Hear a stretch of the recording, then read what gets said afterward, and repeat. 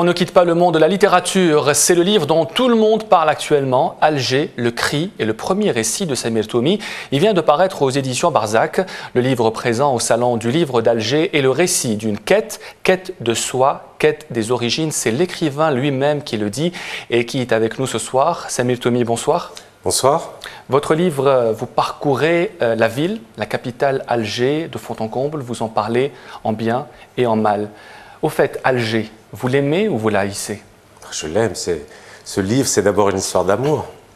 Une histoire d'amour pour une ville qui m'a vu naître, qui m'a vu grandir, dans laquelle je vis, dans laquelle j'évolue.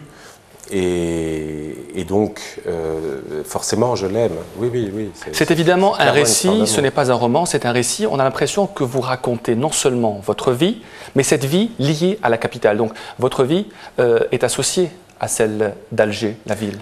Oui, alors le but de ce livre, c'est pas de raconter ma vie, hein, c'est pas du tout ça.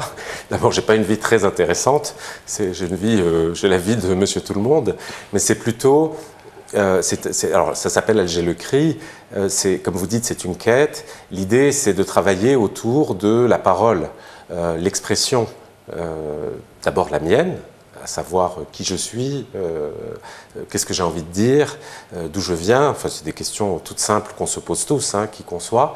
Et l'idée, c'est qu'il y a un parallèle qui se fait parce qu'il y a cette difficulté à répondre à ces questions complexes. La ville devient le théâtre ou le prétexte à cette réflexion. On va parler maintenant du lien entre Alger et ses habitants. Vous le dites dans votre livre, Alger est une ville sans berger qui maltraite son troupeau d'habitants. Pourquoi Alger maltraiterait-il ses habitants, Samir Toumi?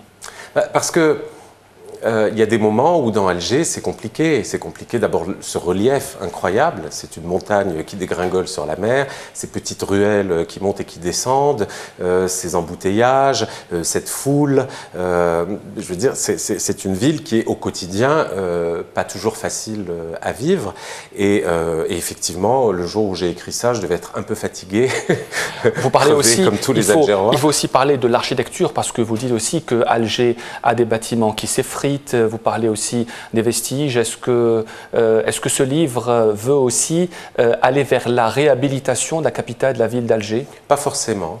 En fait, c'est seulement une constatation. Non, je travaille sur la métaphore de l'effondrement, c'est-à-dire qu'on dit qu'Alger, c'est une ville, on vous explique qu'elle est bâtie sur un glissement, enfin qu'il y a des glissements de terrain, qu'il y a des failles sismiques, que tout va s'effondrer, que rien ne tient, que ça va jamais aller, que tout va exploser, etc. Donc on est dans cette rhétorique-là, mais Alger nous survit à tous et elle est toujours là. On va terminer avec le témoignage d'un lecteur de votre livre Alger le cri et qui l'a posté aujourd'hui sur un réseau social. Alger le cri est incontestablement le plus beau texte jamais écrit sur Alger. Je le compare à Tahia Yadidou de Zinette, au poème pour Alger du Corbusier.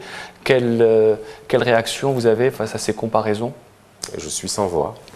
Samir Toumi, merci d'avoir été l'invité du JT Soir.